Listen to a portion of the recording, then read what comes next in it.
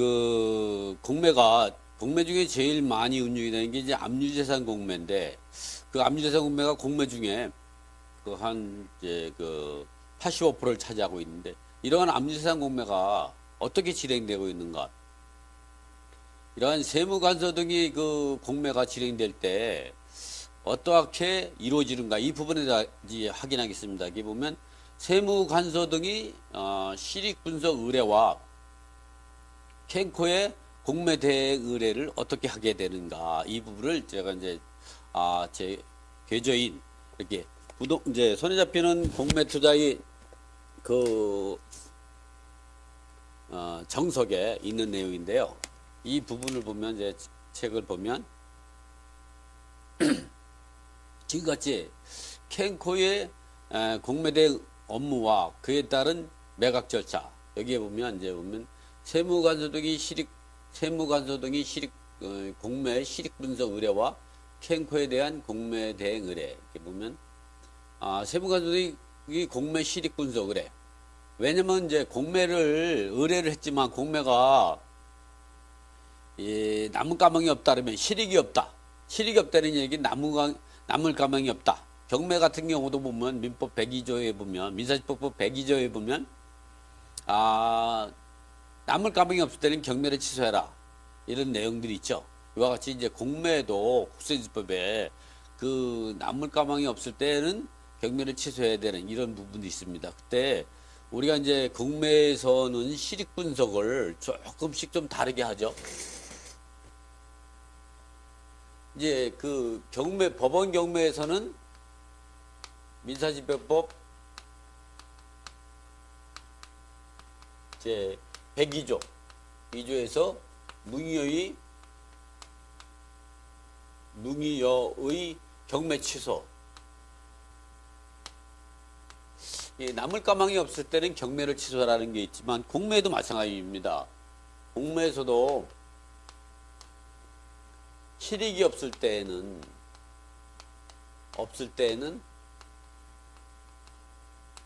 공매를 신청할 수가 없는 거죠. 신청할 수가 없죠. 공매를 신청하지 않습니다.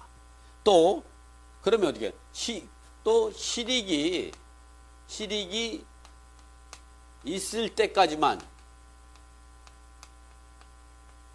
공매의 매각 절차를 진행하게 되죠. 그래서 공매 같은 경우는 기본적으로 우리가 어떻게 진행되냐, 예를 들어 아파트가 10억 원이다. 10억 원이다. 그러면 이게 최초의 감정가가 10억 원이다. 그러면 1회차 때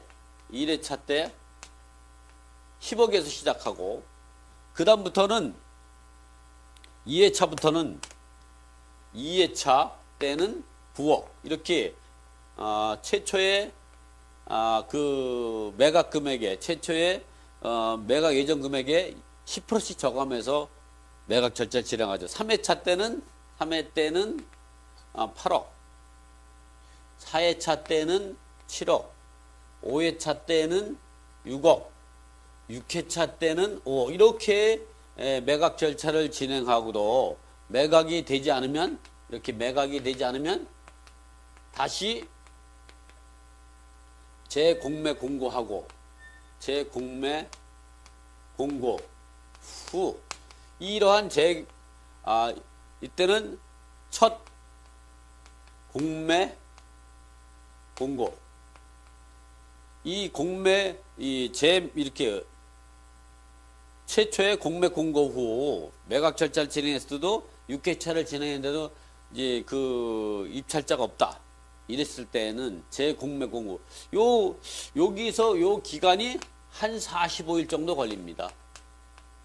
재공매 공고 후 다시 5억 원으로부터 요 금액의 10%씩, 이번에는 이제 7회차 때는 5억, 8회차 때는 8회차 때는 4.5억, 이제 9회차 때는 4억, 10회차 때는 3.5억, 11회차 때는 3억, 12회차 때는 2.5. 그렇게 두 바퀴만 돌면 4분의 1 가격으로 떨어지는 거죠. 이렇게 매각 절차를 진행하는데 문제는 뭐냐면 이렇게 실익이 있을 때까지만 하니까 실익이 여기서 끝날 수도 있죠.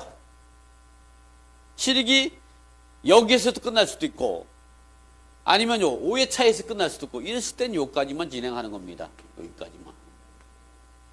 그래서 실익 분석이 중요한 거죠. 그리고 우리가 여기서 알아야 될 게 뭐냐면 여러분께 우리는 이 법원 경매는 경매를 신청한 채권자가 배당받을 금액이 없다. 이랬을 때는 무기효로 판단해서 경매를 더 이상 진행하지 않고 채권자에게 매수 여부를 묻는 절차를 진행하겠는데 이 공매 같은 경우는 어떻게 되냐. 세금에 의해서 공매가 진행되는 암지재산 공매 같은 경우는 무기효가 나오기 상당히 어렵습니다. 무기효 판단은 어떻게 하냐. 어차피 그 세무 관서 세금 등은 세무 관서 세금은 국가 채무죠. 그래서 국세든 지방세든 어떤 세금이든 이제 그 세무관서를 가지고 무효를 판단하는 게 아니라 이 실제 공매를 신청할 당시에는 실익분석을 판단할 때는 자기의 체납세금을 갖고 자기의 그 세무, 예를 들어 이 마포구청에서 공매를 위임했다 그러면 마포구청의 세금을 체납된 세금을 갖고 판단하겠지만 매각 절차를 진행해서 어디까지 진행해야 되나 이런 부분들은 전체의 국세, 다른 세무서, 다른 구청의 모든 거에 따라서 이 무효를 갖고 판단하기 때문에 실질적으로 무효로 해가지고 공매가 취소되는 경우는 좀 드물죠. 왜 그러냐면 당해세가 없을 수가 없죠. 이게 경매와 공매의 차이점이다. 어쨌든 이렇게 실익 분석을 하게 된다. 왜 실익 분석이냐면 이 실익 분석을 해가지고 실익이 없다면 공매를 아예 신청할 수가 없죠. 신청하지 않죠. 실익이 있는 범위 내에서 진행돼 그때에 어디까지 진행될 건가 이런 부분을 판단해가지고 그때의 상익 때까지 공매를 진행하게 되는 거죠. 그래서 실익 분석을 하게 됩니다. 그래서 이런 실익 분석을 하게 되는데 이런 실익 분석을 이제 하고 그리고 공매를 진행하는 절차 등을 한번 제가 이제 저서인 이 손에 잡히는 공매 여러분들 이렇게 보면 이렇게 정석이죠. 정석. 정석. 자. 그래서 이제 세무관서 등이 공매 실익 분석을 누구한테 의뢰하냐? 한국자산관리공사 공매 담당 부서에 하죠. 그래서 세무관서 등이 체납자의 재산을 압류하고 한국자산관리공사 캔코 한국자산관리공사 영문 이니셜이죠. 캔코에 대한 공매 대행을 의뢰하기 전에 무조건 공매를 진행했다고 의뢰를 해서 안 되죠. 남을 가망도 없고 실익이 없는 그런 상태에서는 이제 안 되죠. 그래서 공매를 진행해도 남을 가망이 있는가를 분석하기 위해서 먼저 한국자산관리공사 캔코에다가 공매 실익 분석을 의뢰한다. 이러한 캔코의 공매 실익 분석 방법과 실익 분석 결과표를 통지하게 되죠. 그러니까 이렇게 세무관서 등으로부터 이렇게 세무서 등의 공매 실익 분석을 의뢰가 옵니다. 한국자산관리공사에 의뢰가 오면 이 세무관서 등이 캔코의 공매 실익 분석을 의뢰하면 한국자산관리공사는 등기부, 등기사항 전부증명서 등을 통해서 약식 감정 방법으로 분석해서 실익 분석 결과표를 작성해서 통지하고 있다. 이 실익 분석 결과표를 통지받은 세무관서 등은 실익이 있으면 공매를 의뢰를 하여 공매 절차를 진행하고 실익이 없으면 공매를 진행하지 않게 됩니다. 그래서 이렇게 실익이 있을 때까지만 진행하게 되는 거죠. 또 이게 세무관서 등이 캔코에 대한 공매 대행 의뢰 통지서 이렇게 아까 같이 실익이 있다고 판단되면 또는 실익이 있는 범위 내에서 매각 절차를 의뢰를 하게 되는 거죠. 그래서 이게 세무관서 등이 한국자산관리공사 캔코에 공매 대행 의뢰서를 통지.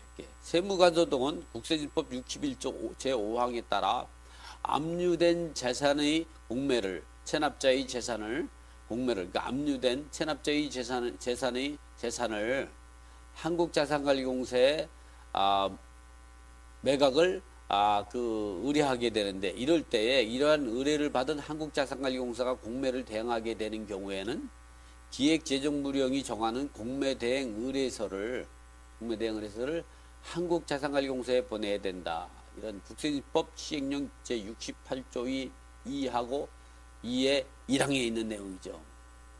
이렇게 한국 캔코의 공매대행 업무는 어떻게 진행되는가? 세무간서 등은 압류된 재산을 대통령령으로 정하는 바에 따라 공매에 붙이고 이거는 국세법 61조 1항에 있는 내용이죠. 공매는 원칙적으로 입찰의 방법에 의한다. 매각에 의한 방법으로 진행된다는 거죠.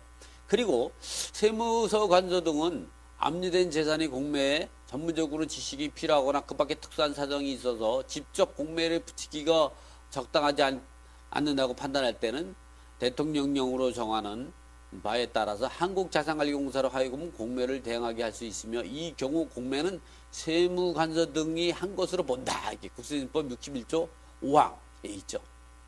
이렇게 5항에 따른 압류재산의 공매를 한국자산관리공사가 대행하는 경우 세무간서정은 한국자산관리공사로 보고 세무공무원은 한국자산관리공사 임직원으로 본다 이 말이죠.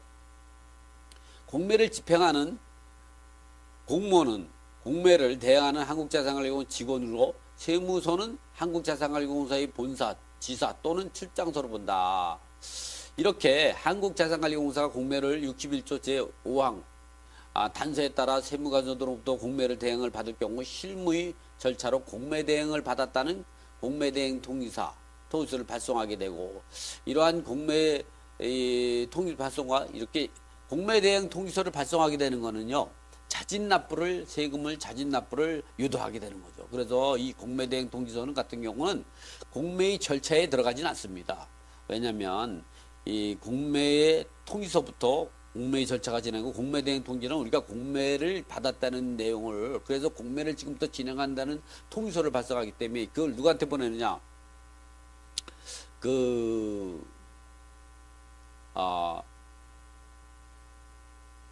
이 받았다는 그러니까 자진 납부를 하는 공매대행 통지를 체납자. 결국은 이제 경매에서는 채무자죠. 공매에서는 세금을 체납했다, 공과금을 체납했다, 그래서 체납자라고 하죠. 체납자와 이해관계인에게 송달해야 한다. 등기부에 등기된 사항이라든가 이제 등기부에 등기돼 있지 않지만 그 주택에 거주하는 사람들 또는 이제 체납자, 소유자 이 사람들이 통지하게 되죠. 그럼에도 불구하고 자진 납부하지 않을 경우 이러한 경우 공매대행 통지는 자진 납부를 유도하게 되는 겁니다. 그럼에도 불구하고 자진 납부하지 않을 경우는 공매의 매각 준비 절차를 거쳐서 이제 일단 먼저 실익 분석을 해서 무의미를 판단하고 그리고 이제 절차를 어디까지 진행하냐 1회부터 6회까지 진행하는데 3회차로 끝낼 것이냐 4회차로 끝낼 것이냐 아니면 6회차까지 끝낼 것이냐 이 부분을 하죠. 이때 무의 판단 같은 경우는 세무간서에 공매대행 의뢰한 세무간서뿐만 아니라 무의협판 전체의 채권을 갖고 조세채권을 갖고 이 판단하게 된다.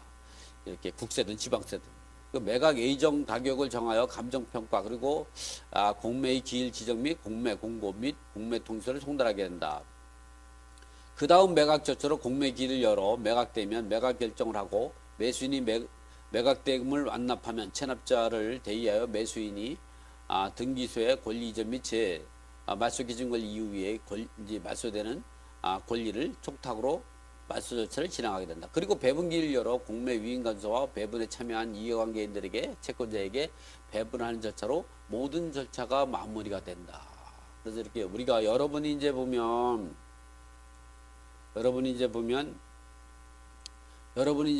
이제 이제 온비디에서 압류재산 공매를 갖다가 보면 압류재산 공매가 한 공매 중에 거의 90% 정도 이게 차지하고 제일 많은 물건인데 이런 부분은 매각 결정 방식으로 하고 말소 기준 권리 이후에 권리는 소멸된다고 했죠. 이러한 것들이 어떻게 진행되느냐? 첫 번째 세무간서 등이 체납자의 재산을 압류합니다. 왜냐하면 일단 우리가 세금을 같은 경우를 먼저 어떻게 발생하면 세금 같은 경우는 기본적으로 세금은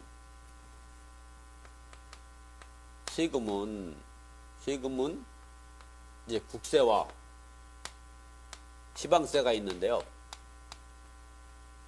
이런 경우가 이 세금이 체납되면 체납자의 재산을 압류하고, 그리고 이게 한국자산관리공사, 한국자산관리공사에 매각 대행을 의뢰하는 거죠. 의뢰하게 되죠. 이래서 공매 절차가 진행이 되는데, 그러면 이 국세나 지방세가 어떻게 체납자의 재산에 체납이 되느냐? 이 국세와 지방세 같은 경우는 일반적으로 이 법정기일이 발생하겠죠. 이 법정기일은 뭐냐? 법정기일은 이 고지서 부과하는 거. 이 재산세나 뭐 종부세 같은 건 고지서를 부과하게 되는 거죠. 자동차세도 마찬가지고. 또 요때는 부과일이 되는 거고, 부과일. 부과를 고지서를 갖다 발송하는 날이죠. 이거는 고지서 발송일. 고지서 발송일. 우편으로 발송하는 날을 말하는 거죠. 이것이 법정기일입니다. 그리고 자진신고 납부하는 거. 자진신고 납부. 여러분이 잘 알고 있는 부동산 양도세 같은 것도 다 자진신고죠. 이런 신고가 보통 세금은 자진신고 납부하는 게 거의 세금의 80%입니다. 고지서 부과는 한 20% 정도밖에 안 되고 거의 다 이런 거는 고지서 부과할 때는 고지서 발송이 되고, 이 자진신고할 때는 신고일이 신고일이 하죠. 신고를 하고 나서 세금을 납부해야 되는데, 이 납부하지 않으면은 고지서를 발송하죠. 또 납부 기한을 한 15일 정도 주어가지고 고지서를 발송하죠. 그래도 납부하지 않으면 독촉 절차를 거치죠. 그래도 납부하지 않으면 이제 압류 예고 통지서를 보냅니다. 그래도 납부하지 않으면 체납자의 재산을 압류하죠. 그래도 납부하지 않으면 공매 대행 의뢰 통지서를 발송합니다. 그래도 납부하지 않으면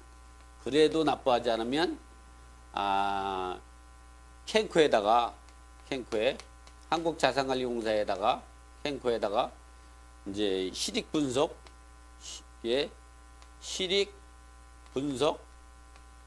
요청서를 보내죠. 그래서 실익이 있다고 판단되면 되거나 있는 범위 내에서